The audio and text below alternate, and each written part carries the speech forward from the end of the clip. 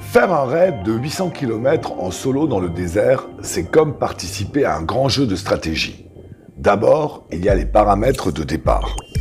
En premier, la préparation du sac à dos, qui doit contenir tout ce qu'il faut sans jamais excéder 18 kg, avec 6 litres d'eau et 5 jours de nourriture, tout en assurant un bivouac confortable. Mais aussi le repérage de l'itinéraire grâce à une étude approfondie des photos satellites, histoire de garantir un approvisionnement en eau et nourriture, tenant compte de mes capacités de portage, de la nature du terrain et du climat. Ensuite, il y a les pénalités qui diminuent la performance. Dans cette catégorie, on trouve les soucis de santé, la température plus chaude que prévu, le ciel couvert qui empêche la charge, le point d'eau à sec et le matériel défaillant. Mais aussi les bonus, comme le point d'eau inattendu, juste quand on en a besoin, le ravitaillement gastronomique pour améliorer l'ordinaire, ou l'hébergement confortable qui permet de repartir en pleine forme. Et puis, il y a les choix tactiques pendant le raid, comme l'emplacement du bivouac pour une bonne récupération nocturne, la navigation en mode tout droit à travers les obstacles, ou tranquille à les contourner, l'objectif quotidien, la quantité d'eau à porter jusqu'au prochain puits probable, ou le repos forcé en cas d'épuisement extrême. C'est dans ce cadre que je repars cette année pour la deuxième partie de ma traversée en diagonale de la Mauritanie, faisant suite aux 625 km réalisés l'année dernière entre Nouadhibou sur la côte atlantique et Chinguetti au cœur du Sahara mauritanien. Mon objectif est de rejoindre à pied, en solo et sans assistance, le fleuve Sénégal à l'extrémité sud du pays, reliant ainsi sur un itinéraire inédit de 800 km le monde des peuples nomades blancs du Sahara au monde des cultivateurs-éleveurs typiques de l'Afrique noire sahélienne. Chinguetti a été fondée au XIIIe siècle sur un important axe caravanier.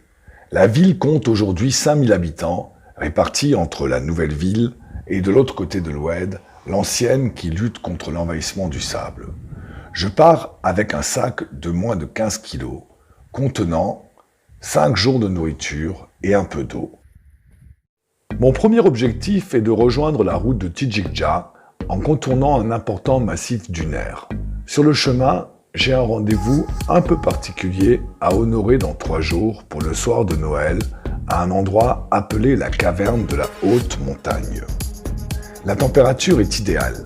Il ne fera pas plus de 25 degrés aujourd'hui et j'ai repéré de nombreux points d'eau le long de l'Oued. Certains sont même équipés de pompes alimentées par des panneaux solaires. L'Oued sera mon fil conducteur pour les 2 premiers jours, mais la progression dans le sable est pénible et de nombreuses méandres me conduisent à couper au plus court.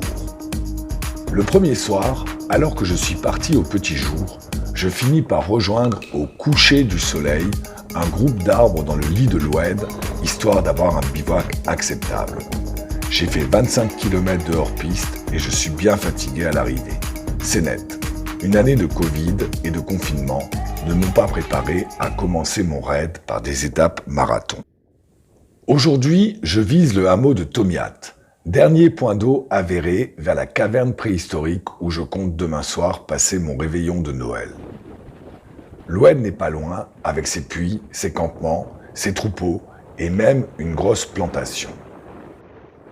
J'arrive à Tomiat à 14 h et je prends 6 litres d'eau pour les 48 prochaines heures. Il ne fait pas encore trop chaud, mais si je ne trouve pas d'eau supplémentaire demain, je vais devoir me rationner pendant 48 heures. Mon objectif est à 33 km, mais l'itinéraire direct traverse une zone accidentée et déserte où mes chances de trouver de l'eau sont quasi nulles. Je décide de faire un détour en restant sur la piste avec l'espoir de progresser plus rapidement et de trouver de l'eau demain sur l'axe de ravitaillement de la grande oasis de Mayret. À nouveau, c'est la course contre la montre. La progression est pénible et je suis obligé de m'arrêter à la tombée de la nuit. Je dois construire un mur pour protéger ma tente contre le vent. Je suis éreinté lorsque je m'installe enfin près du feu.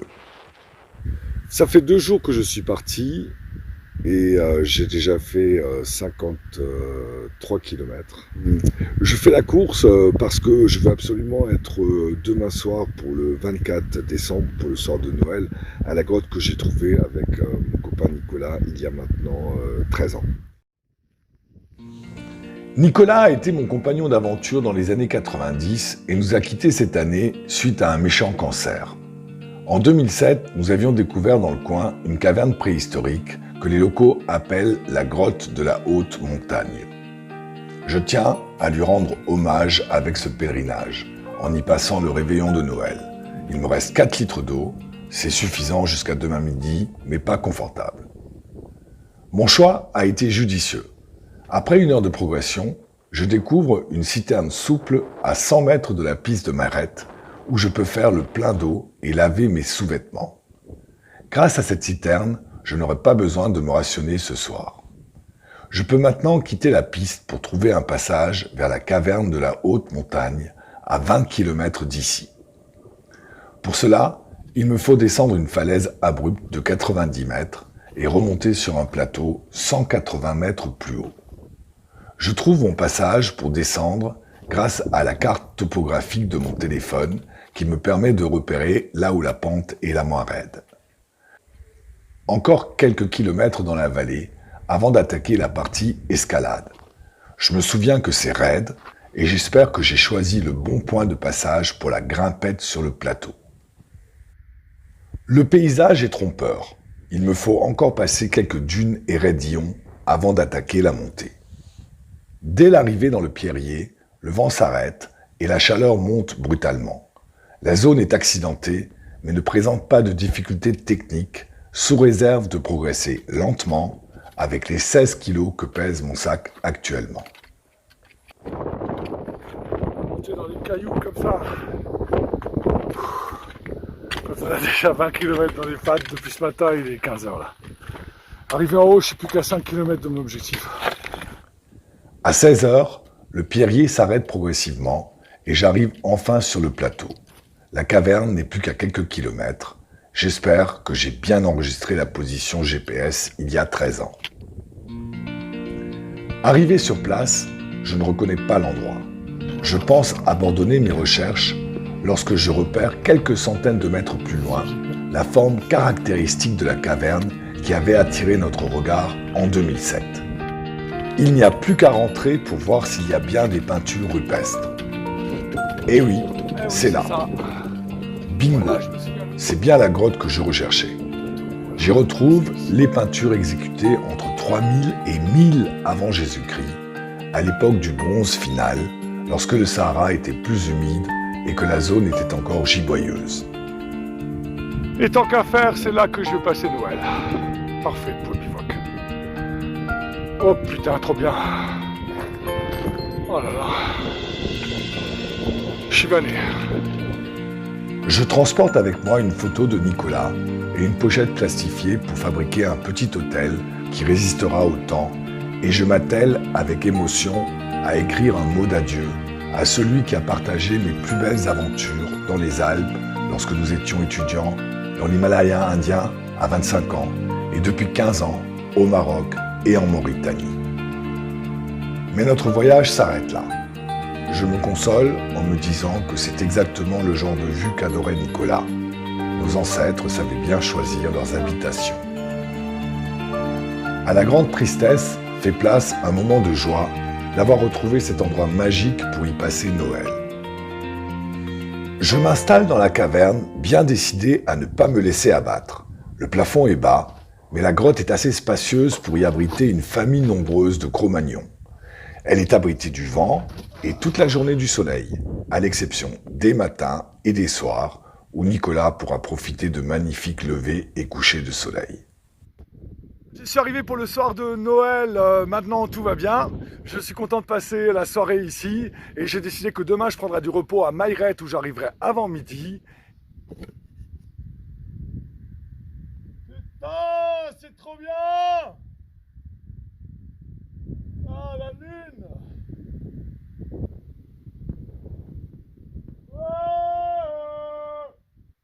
Au menu, je déguste avec plaisir des toasts mayonnaise avec le jambon entré en fraude en Mauritanie, une fondue savoyarde que je trimballe depuis la France dans ce pays sans fromage, et des petits gâteaux, les fameux bretela alsaciens, confectionnés par ma grande sœur. Je repars le cœur léger d'avoir pu honorer mon rendez-vous, mais j'appréhende la descente du plateau.